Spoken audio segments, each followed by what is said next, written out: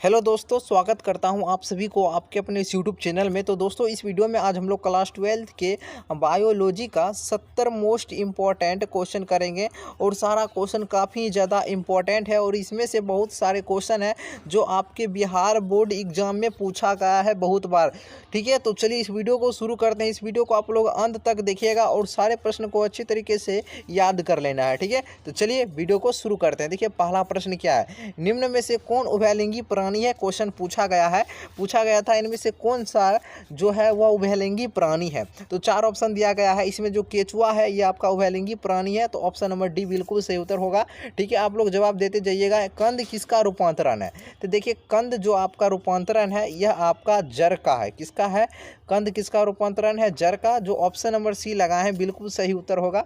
देखिए अगला प्रश्न क्या है, जेम्यूल्स निर्माण किस में होता है। ये भी क्वेश्चन पूछा गया है, जेम्यूल्स का निर्माण किस में होता है, तो स्पंज में आपका जेम्यूल्स का निर्माण होता है। ठीक है, अगला है इनमें से कौन नर युग्मक से संयोजन कर भ्रूणपोष बनाता है। कौन है जो नर युग्मक से संयोजन करता है और भ्रूणपोष बनाता है, तो यह द्वितीयक केंद्रक है। ठीक है, तो द्वितीयक केंद्रक बिल्कुल सही उत्तर होगा। चलिए अगला प्रश्न देखते हैं क्या है, निम्नांकित में से कौन जलीय जंगली घास है। कह रहा है जलीय जंगली घास कौन है। देखिए जलीय जंगली घास आपका जलकुंभी हो जाएगा, जलकुंभी हो जाएगा, बिल्कुल सही उत्तर हो जाएगा जलकुंभी, जो ऑप्शन नंबर सी लगाए हैं बिल्कुल सही उत्तर होगा। अगला है निम्नांकित में से किस पौधे में स्वपरागण होता है। देखिए स्वपरागण आपका द्विलिंगी पौधे में होता है, तो ऑप्शन नंबर जो भी बी दिए हैं बिल्कुल सही हो जाएगा उत्तर। ठीक है, चलिए, और वीडियो अच्छा लगे तो वीडियो को लाइक करना है। ठीक है, वीडियो को लाइक कर देना है और चैनल पर जो नए नए स्टूडेंट हैं चैनल को सब्सक्राइब कर लेना है। ठीक है, चैनल को सब्सक्राइब कर लेना है। अगला है देखिए निम्नांकित में से किस पौधे के प्रजातियों में बीज का उत्पादन है ना वह असंग जनन के द्वारा होता है। असंग जनन के द्वारा होता है तो एस्टेरेसिया एवं घास में, तो ऑप्शन नंबर जो भी ए लगाए हैं बिल्कुल सही उत्तर होगा। ठीक है, देखिए भ्रूणपोष क्या है। ठीक है, तो देखिए भ्रूणपोष क्या है आपको बताना है, तो भ्रूणपोष आपका त्रिगुणित है। ठीक है, त्रिगुणित। अगला है निम्न में से किस में जल द्वारा परागण होता है। देखिए जल द्वारा परागण किस में होता है, तो जलकुंभी में होता है, तो ऑप्शन नंबर जो भी ए दिए हैं बिल्कुल सही होगा। इनमें से किसका पुष्पासन खाया जाता है। देखिए पुष्पासन जो खाया जाता है सेब का खाया जाता है, तो सेब बिल्कुल सही उत्तर हो जाएगा आपका बी नंबर ऑप्शन। ठीक है, चलिए नए प्रश्न देखिए क्या है। अगला प्रश्न आपके सामने, गेहूं में परागण किसके द्वारा होता है। आप बताइएगा गेहूं में परागण है वह किसके द्वारा होता है, तो गेहूं में परागण आपका वायु के द्वारा हो जाएगा, ऑप्शन नंबर ए। अनुवांशिक कूट में कितने कूट होते हैं। देखिए अनुवांशिक कूट में पूछे कूट की संख्या या कोडोन की संख्या, तो कूट या कोडोन पूछे 64 मारिएगा। ठीक है, अगर पूछेगा एमिनो एसिड की संख्या, ठीक है, अगर पूछेगा अनुवांशिक कूट में एमिनो एसिड की संख्या होती है तो एमिनो एसिड की संख्या 20 होती है। ठीक है, तो दोनों बात को याद रखिएगा। चलिए देखिए जिब्रेलिन है, देखिए जिब्रेलिन है ना यह एक प्रकार का हार्मोन है, तो ऑप्शन नंबर ए बिल्कुल सही उत्तर हो जाएगा। ठीक है, चलिए नए प्रश्न देखते हैं क्या है। अगला प्रश्न आपके सामने, गर्भाशय में कॉपर टी के एक प्रभावी एवं अंतःगर्भाशयी उक्ति होने का मुख्य कारण क्या है। इसका मुख्य कारण है आपका ये शुक्राणु की निषेचन क्षमता में कमी और गर्भाशय में कॉपर आयन मोचित होने के कारण शुक्राणु की भक्षाणु क्रिया में वृद्धि और शुक्राणुओं की गतिशीलता में कमी। सो ऑप्शन नंबर डी बिल्कुल सही उत्तर हो जाएगा, जो डी लगा है बिल्कुल सही उत्तर होगा। जनसंख्या का अध्ययन कहलाता है, जनसंख्या का अध्ययन कहलाता है डेमोग्राफी। ठीक है, तो डेमोग्राफी बिल्कुल सही उत्तर हो जाएगा। आप देखिए क्या है प्रश्न है, सबसे अधिक तथा सबसे कम जीन वाले मानव गुणसूत्र इनमें से कौन है, तो गुणसूत्र 1 एवं वाई हो जाएगा। सो सी नंबर बिल्कुल सही उत्तर होगा, जो सी लगा है बिल्कुल सही होगा। मेंडल ने प्रतिपादित किया था, मेंडल ने आनुवंशिकता के नियम का प्रतिपादन किया था, so option number B correct answer होगा। अगला है एक जीन जोड़ा दूसरे जीन जोड़े के प्रभाव को रोकता है, यह किस में होता है। यह आपका किस में होता है बताइएगा। एक जीन जोड़ा दूसरे जीन जोड़े के प्रभाव को रोकता है किस में, तो यह आपका एपिस्टेसिस में, एपिस्टेसिस में, जो ऑप्शन नंबर सी दिए हैं बिल्कुल सही होगा। ए मनुष्य में ए बी और रक्त समूह क्या दर्शाता है। देखिए इसमें बहुअलील और प्रभाविता दोनों दर्शाता है, सो ऑप्शन नंबर डी बिल्कुल सही उत्तर हो जाएगा। ठीक है, मानव रुधिर ए बी वर्ग में क्या होता है। देखिए मानव रुधिर ए बी वर्ग में एंटीबॉडी अनुपस्थित होते हैं, सो ऑप्शन नंबर बी बिल्कुल सही उत्तर हो जाएगा। ठीक है, चलिए डीएनए के अब देखिए पूछा है डीएनए के पैरामीडिन में पूछ रहा है, प्यूरिन नहीं पूछ रहा है।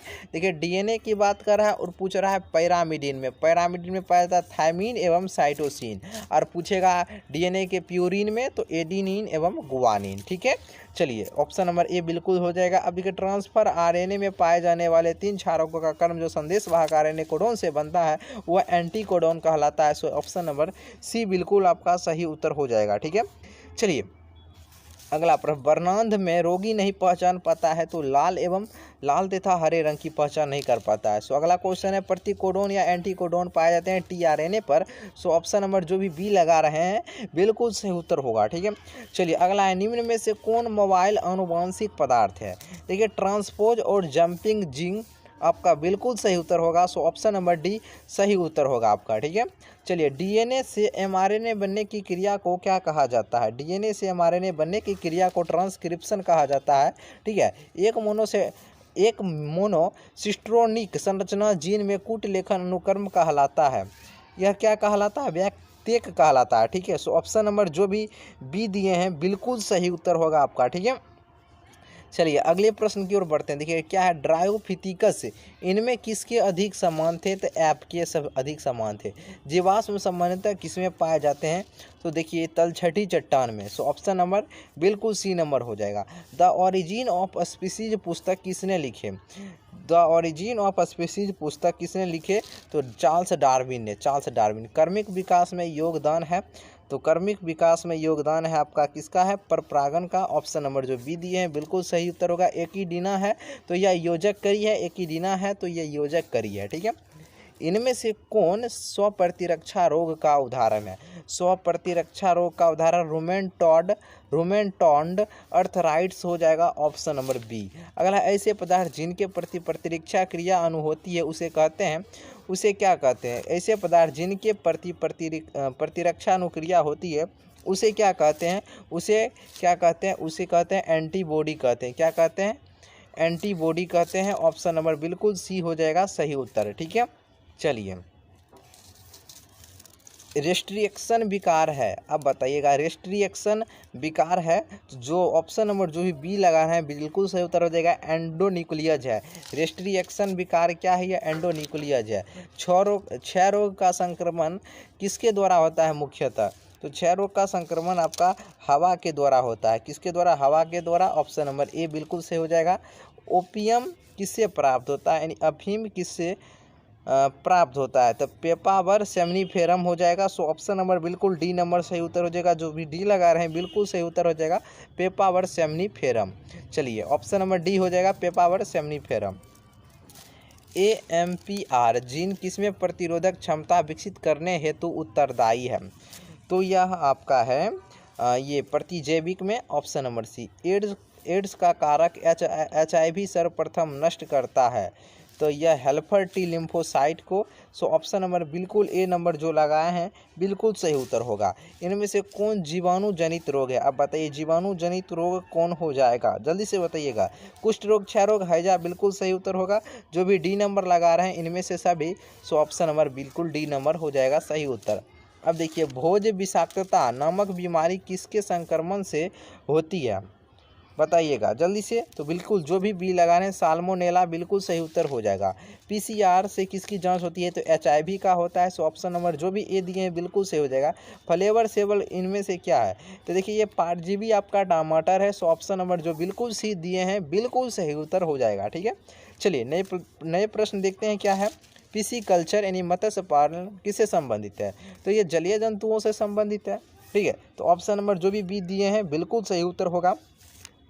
अगला निम्नलिखित में सोनालिका और कल्याण सोना किसकी किस्म है। सोनालिका और कल्याण सोना किसकी किस्म हो जाएगा, तो यह गेहूं की है। सो ऑप्शन नंबर बी बिल्कुल सही उत्तर हो जाएगा। देखिए क्लोरेला किसका उदाहरण है, एकल कोशिका प्रोटीन और क्या शैवाल किसका हो जाएगा, क्लोरेला किसका उदाहरण है, तो यह एकल कोशिका प्रोटीन।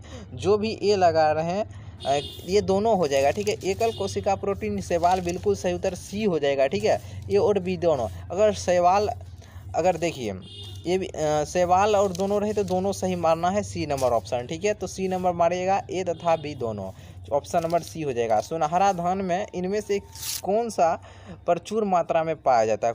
कौन सा सुनहरा धान में प्रचुर मात्रा में पाया जाता है? 4 ऑप्शन दिया गया है, जल्दी से बताइएगा।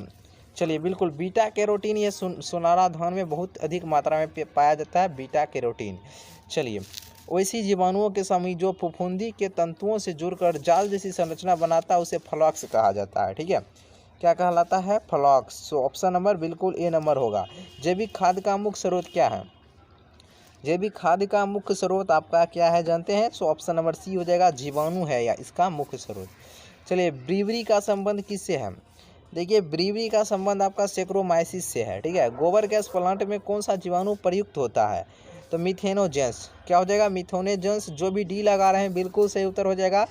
हम उम्मीद करते हैं आपको ये सारे क्वेश्चन अच्छे तरीके से जरूर याद होगा। ठीक है, चूँकि हम एक आध बार ये 2 बार क्वेश्चन हम आपको बता चुके हैं, तो एक भी प्रश्न आपको मिस नहीं होना चाहिए। देखिए, 5-5 सेट चल रहे हैं, इसके बाद देखिए अब न्यू क्वेश्चन आएगा, 2 सेट और बायोलॉजी का 70 आएगा, और इसके बाद फिर केमिस्ट्री और फिजिक्स का आएगा। उसके बाद फिर नया जो मॉडल सेट होगा उससे करवाएंगे।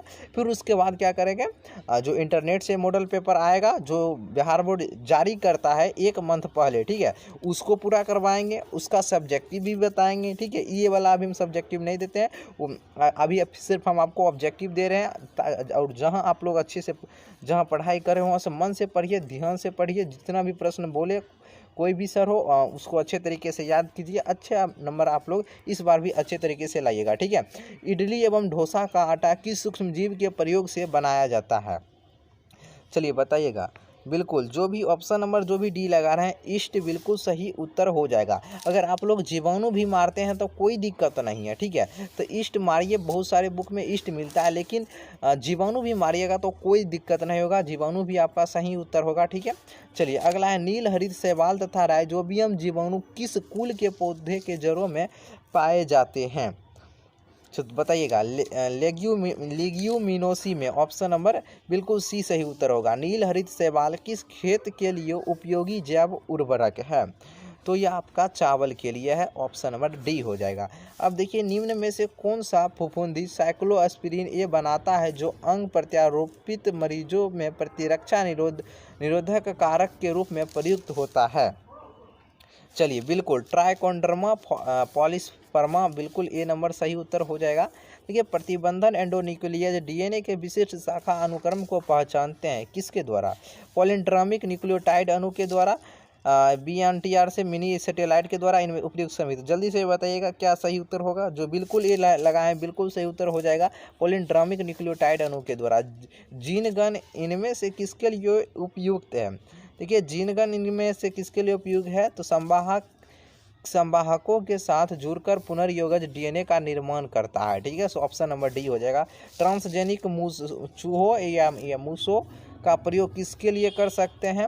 वैक्सीन के सुरक्षात्मक जांच के लिए कर सकते हैं। काफ़ी इंपॉर्टेंट है, याद रखिएगा। ठीक है, चलिए अगला प्रश्न की ओर बढ़ते हैं। देखिए, अगला प्रश्न क्या है, इनमें से कौन डीएनए कृंतीकरण में वाहक नहीं है? डीएनए कृंतीकरण में वाहक अभिव्यक्ति वाहक हो जाएगा।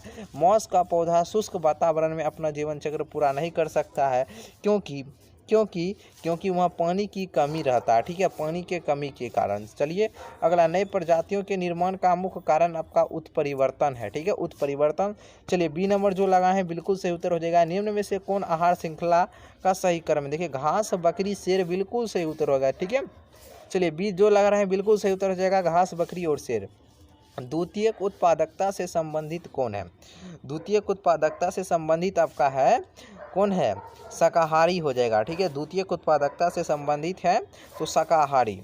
चलिए, राष्ट्रीय उद्यान में सुरक्षा प्रदान की जाती है, फ्लोरा फौना दोनों हो जाएगा। सो option number D correct answer होगा। गिर अभ्यारण्य प्रसिद्ध है। देखिए, गिर अभ्यारण्य प्रसिद्ध है ये आपका गेंडा के लिए। किसके लिए? गेंडा के लिए। चलिए अगला है, देखते हैं। अगला है, उष्णकटिबंधीय क्षेत्रों में शीतोष्ण क्षेत्र से अधिक जातीय विविधता का प्रमुख कारण क्या है? देखिए, उष्णकटिबंधीय क्षेत्र में शीतोष्ण क्षेत्र की तरह बार बार हिमनदन नहीं होता है, ठीक है। उष्णकटिबंधीय पर्यावरण निकेत विष्टीकरण को प्रोत्साहित करता है, ठीक है। और यह क्या करता है, अधिक सौर ऊर्जा उपलब्ध होने से उत्पादन अधिक होता है उष्णकटिबंधीय क्षेत्रों में। सो ऑप्शन नंबर बिल्कुल डी नंबर आपका बिल्कुल सही उत्तर है। ये प्रमुख कारण ये तीनों है, ठीक है। तुम 2 नंबर में भी पूछ सकता है, याद रख लीजिएगा। वायुमंडल के निचले भाग से शिखर तक वायु स्तंभ में ओजोन की मोटाई किस इकाई से मापी जाती है? तो जो भी ए लगा रहे हैं डाबसन इकाई, सो बिल्कुल आपका सही उत्तर होगा, ठीक है। निम्नलिखित में से कौन सी एक गैस है जो ग्रीन हाउस गैस नहीं है? चलिए बताइएगा। मीथेन, CO2, क्लोरोफ्लोरोकार्बन और हाइड्रोजन। चलिए जो भी डी लगा रहे हैं यह ग्रीन हाउस गैस नहीं है, ठीक है। तो ऑप्शन नंबर डी बिल्कुल सही उत्तर हो जाएगा। बाकी बाद वो तीनों आपका है, ठीक है। चलिए ग्रीन मफलर किस प्रकार के प्रदूषण के निदान हेतु प्रयुक्त होता है? चलिए बताइएगा। चलिए बिल्कुल ध्वनि के लिए बिल्कुल सही उत्तर हो जाएगा। अब देखिए लास्ट क्वेश्चन क्या है, लिखा हुआ है अम्लीय वर्षा का pH मान होता है। चलिए हम आपको बतलाए हुए हैं अम्लीय वर्षा का pH मान आपको बतलाना है। अम्लीय वर्षा का pH मान आपको कमेंट बॉक्स में, इस वीडियो के कमेंट बॉक्स में आपको बताना है अम्लीय वर्षा का pH मान बताना है। और 70 का क्या आंसर होगा, ABC जो भी होगा, ABCD जो भी होगा आप लोग कमेंट बॉक्स में बताइएगा। तो चलिए आज के लिए इतना ही। जो भी स्टूडेंट यहाँ तक जो भी वीडियो देखे हैं, वीडियो देखने के लिए बहुत बहुत धन्यवाद, ठीक है। तो चलिए आज के लिए इतना ही। आप लोग वीडियो को लाइक कर दीजिएगा, चैनल को सब्सक्राइब कर लीजिएगा जो न्यू स्टूडेंट होंगे, ठीक है। तो चलिए।